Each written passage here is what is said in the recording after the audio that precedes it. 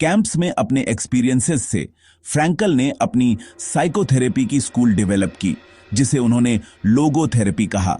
जैसा कि हमने कहा, लोगोज का ग्रीक में मतलब है मीनिंग, तो यह एक ऐसी थेरेपी है जो मीनिंग ढूंढने पर फोकस्ड है। यह एक सिंपल फिर भी पावरफुल आइडिया है। फ्रैंकल का मानना था कि हमारी कई मॉडर्न चिंताएं, हमारे एम्प्टीपन और डिप्रेशन की फीलिंग्स एक ऐसी चीज से आती हैं जिसे उन्होंने एग्जिस्टेंशियल वैक्यूम कहा। यह वो फीलिंग है कि लाइफ मीनिंगलेस है, कि हम बस बिना किसी डेस्टिनेशन के बह रहे हैं। हम इस एम्प्टीपन को बिजी वर्क से, एंटरटेनमेंट से, प्लेजर से या कंजम्पशन से भरने की कोशिश करते हैं, लेकिन इनमें से कोई भी हमें सच में सेटिस्फाई नहीं करता। लोगोथेरेपी लोगों को उस वैक्यूम को भरने में एम्थेड करने के लिए डिजाइन की गई है, डिस्ट्रैक्शन से नहीं बल्कि पर्पस के एक सच्चे सेंस से। थेरेपी के थ्यूसरे फॉर्म्स के उलट, जो आपसे आपकी प्रॉब्लम्स का सोर्स ढूंढने के लिए आपके पास्ट में धी देखने को कह सकते हैं, लोगोथेरेपी फ्यूचर लुकिंग है। यह नहीं पूछता आप अपने बचपन की वजह से ऐसा क्यों फील कर रहे हैं, बल्कि यह पूछता है आप अपनी लाइफ के बारे में अभी और फ्यूचर में क्या करने वाले हैं। यह अपने एग्जिस्टेंस की रिस्पॉन्सिबिलिटी लेने के बारे में है। फ्रैंकल का मानना था कि लाइफ हमसे लगातार सवाल पूछ रही है और हमारा काम है जवाब देना, शब्दों से नहीं बल्कि अपने एक्शंस से। एक लोगोथेरेपिस्ट एक गाइड की तरह काम करता है, एक इंसान को उस यूनिक मीनिंग को डिस्कवर करने में हेल्प करता है जिसे केवल वही पूरा कर सकते हैं। वे आपको मीनिंग नहीं देते, वे आपको यह देखने में हेल्प करते हैं कि यह पहले से ही वहां है, मिलने का इंतजार कर रहा है। लोगोथेरेपी में एक की टेक्निक है जिसे फ्रैंकल ने पैराडॉक्सिकल इंटेंशन कहा। यह उन लोगों के लिए है जो एंजाइटीज या फोबिया से सफर करते हैं। फॉर एग्जाम्पल, अगर कोई पब्लिक में पसीना आने से डरता है तो एक लोगोथेरेपिस्ट उन्हें जानबूझकर जितना हो सके उतना पसीना लाने की कोशिश करने के लिए एनकरेज कर सकता है। आइडिया यह है कि जिस चीज से आप डरते हैं उसे करने की कोशिश करके आप उसमें से डर निकाल थिएते हैं।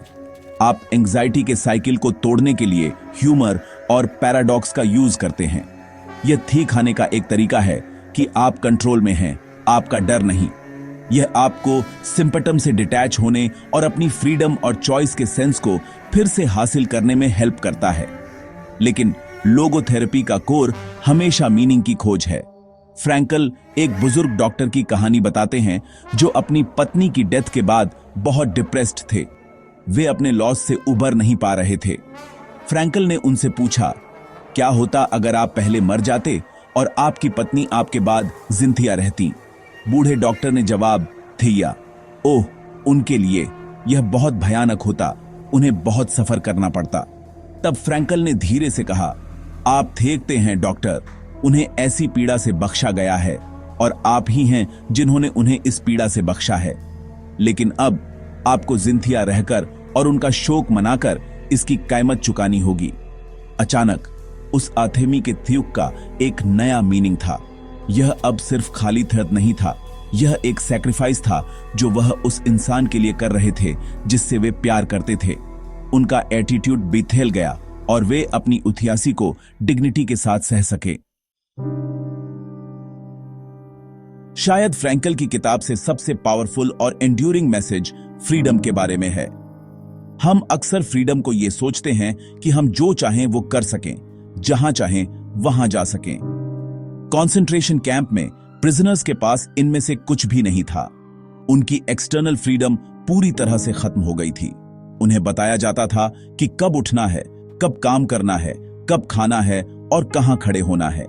उनके थीन का हर पल दूसरों के कंट्रोल में था। और फिर भी फ्रैंकल आर्ग्यू करते हैं कि एक फ्रीडम ऐसी थी जिसे गार्ड्स कभी छीन नहीं सकते थे। उन्होंने इसे ह्यूमन फ्रीडम्स में से आखिरी कहा। यह किसी भी सिचुएशन में अपना एटीट्यूड चुनने की फ्रीडम है, अपना रास्ता चुनने की फ्रीडम है। यह सिर्फ एक अच्छी फिलोसॉफिकल आइडिया नहीं है। फ्रैंकल ने इसे एक्शन में देखा। उन्होंने देखा कि आर्थिमी बैरक्स में घूमते हुए थियूसरों को कंफर्ट कर रहे थे और अपनी आखिरी रोटी का टुकड़ा भी दी रहे थे।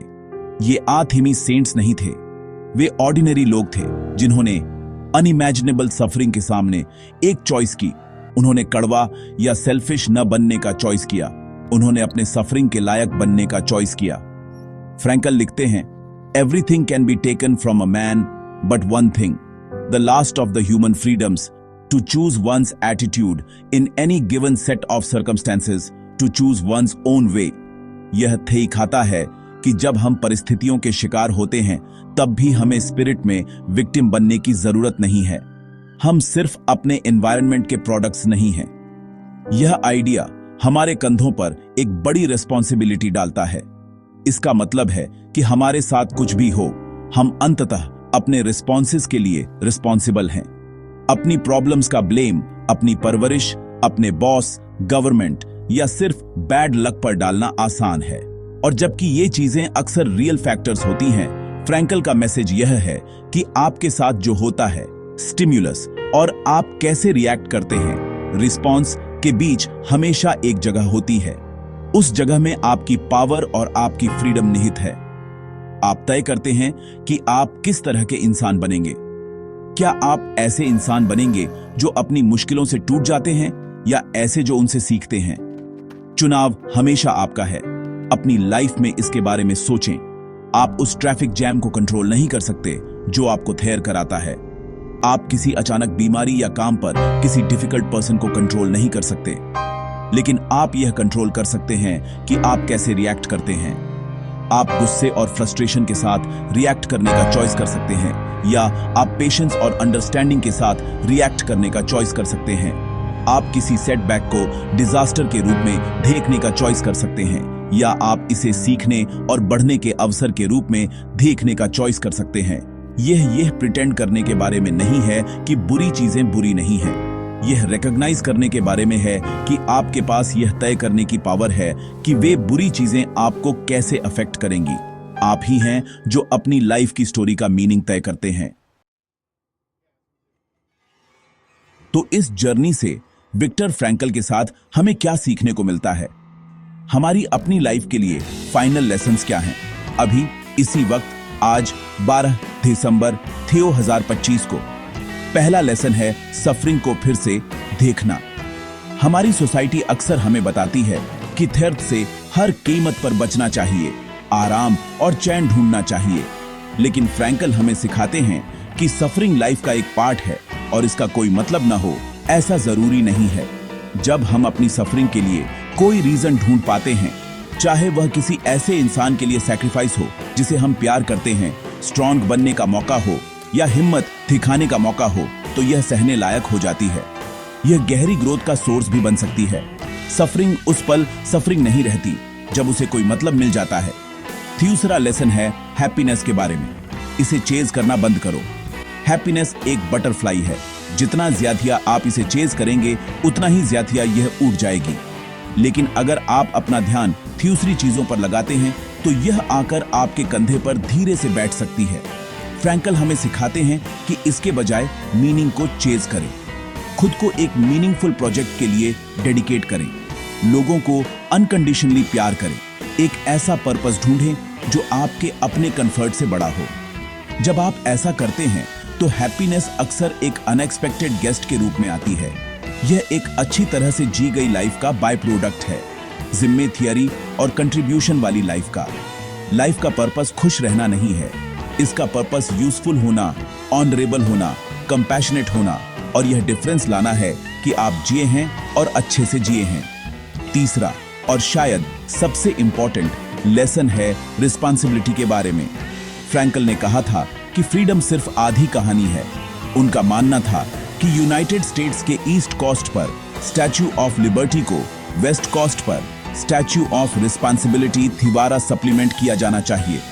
रिस्पांसिबिलिटी के बिना फ्रीडम केओस है। हमारे पास अपना एटीट्यूड, अपना रास्ता और अपना मीनिंग चुनने की फ्रीडम है, लेकिन उस फ्रीडम के साथ अच्छे चॉइसेस करने की रिस्पांसिबिलिटी भी आती है। हम लाइफ के सवालों का जवाब देने, अपने यूनिक टास्क पूरे करने और खुद का बेस्ट वर्जन बनने के लिए रिस्पांसिबल हैं। यह रिस्पांसिबिलिटी कोई बर्डन नहीं है, यह एक प्रिविलेज है।